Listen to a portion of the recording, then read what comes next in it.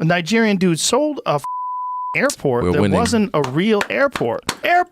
Okay. Bro, he sold an airport. A scam so big that it became the third largest crime in banking history. But how was the actual heist pulled off without ever robbing a bank? In 1995, a Nigerian scammer named Emmanuel Nwude sold a fake airport to a Brazilian bank director for $242 million. The payments were made over a 3-year period and nobody suspected a thing. One thing was clear, the scam was carried out by a professional. So who is Emmanuel Nwude and how did he fool everyone involved?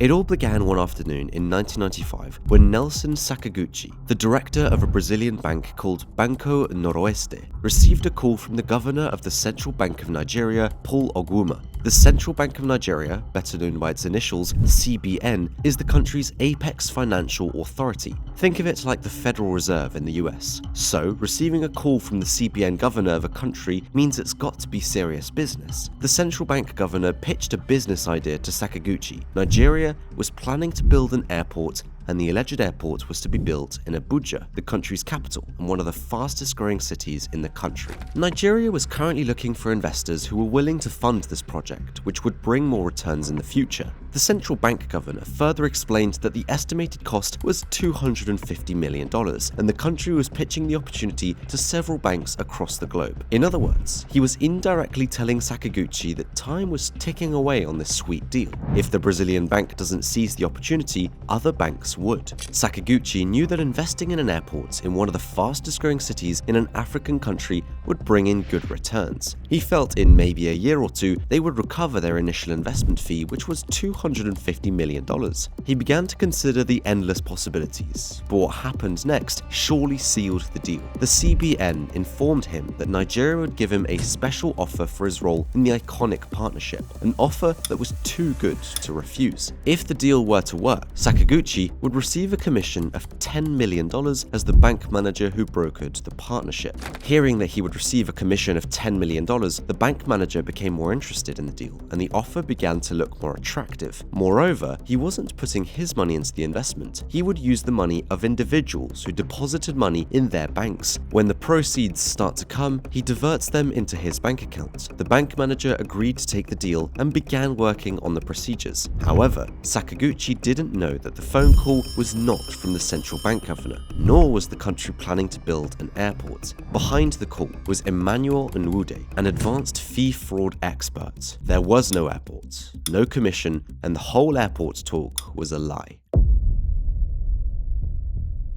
Emmanuel Nwude, originally from Nigeria, is a notorious con artist. Surprisingly, he was a former director of the Union Bank of Nigeria, the second oldest lender in Nigeria. Nwude's rise to the position of a bank director demonstrates his intelligence and savvy. However, Emmanuel soon channeled his expertise into the world of scams. Emmanuel was the singular largest equity holder in Union Bank, and that was enough to keep the authorities from questioning his source of wealth. Nwude's background as a banker gave him access to the knowledge, documentation, and connections that made him trustworthy as he executed the scam. To sell his story to any bank manager, Emmanuel knew he needed a respected and influential personality. As a result, he impersonated Paul Ogwuma, the CBN governor at the time. Emmanuel knew that would not be enough to carry out the scam, so he handpicked a team of 5, and they began planning. Emmanuel would carefully select every member of his team, making sure they were people he knew and trusted. The former bank director ensured every member of his team was familiar with the banking industry. In fact, the 5 of them all worked in the banking industry, so they had first-hand knowledge of how banks operated in Nigeria and overseas. Since he likely picked them from various sections of the banking industry, the team had access to both private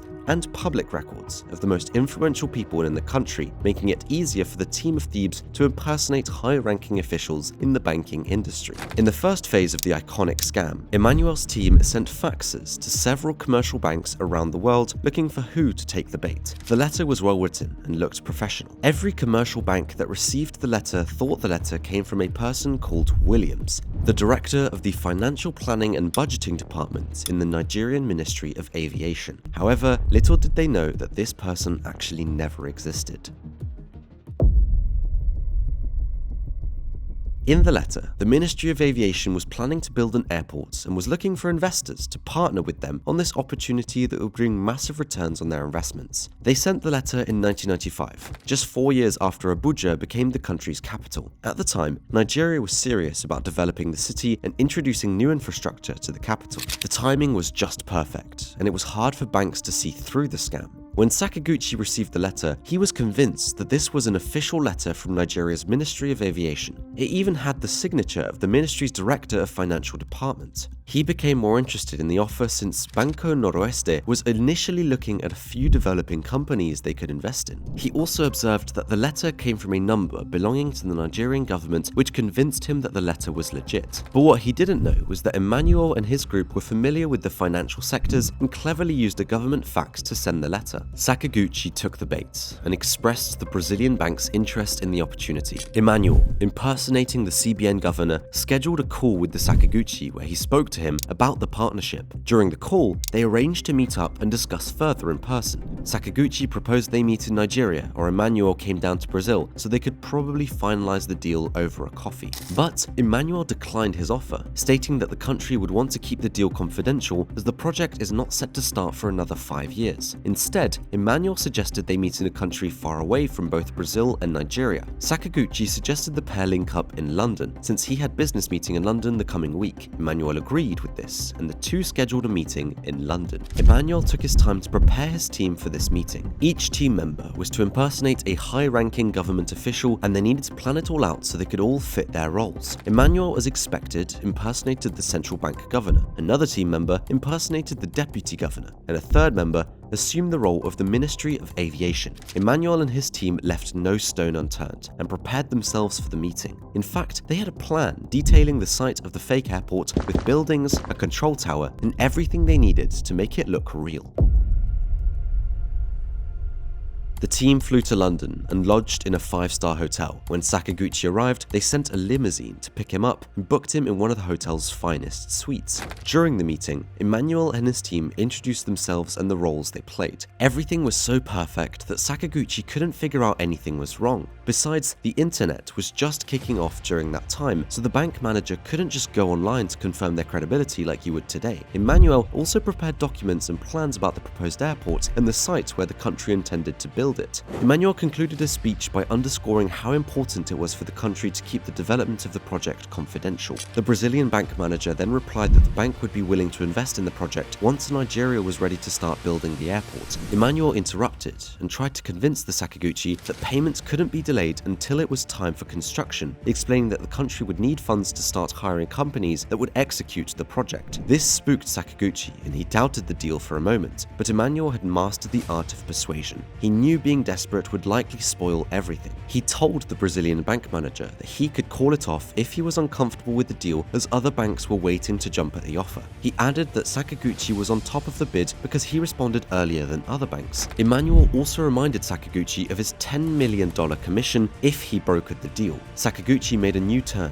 and assured Emmanuel that the deal would come through. The unsuspecting bank manager thought he was discussing with Nigerian high-ranking officials and agreed to invest $242 million in the construction of an airport. This was the year 1995, and $242 million was a lot of money. It's equivalent to over $400 million in today's currency. Emmanuel convinced Sakaguchi to transfer $3 million as a show of good faith. The payment was also a way to reserve his spot, meaning other banks would be out of the race once he made a down payment. Sakaguchi sent the money on the spot and continued sending Emmanuel money constantly for over 3 years, from 1995 to 1998. Sakaguchi made the scam easier for Emmanuel by not informing any of the bank's management. Instead, he took steps that would keep the owners of the bank in the dark. For example, Sakaguchi knew sending anything more than $6 million would require the approval of the board, so he ensured that he never sent more than that at once to not trigger an alarm. Emmanuel and his team, on the other hand, used 17 banks to wash the money so they could go unnoticed. In just 3 days, Sakaguchi transferred over $191 million in cash, and the rest was disguised as outstanding interest, while Emmanuel fed him with fake pictures showing the project was underway.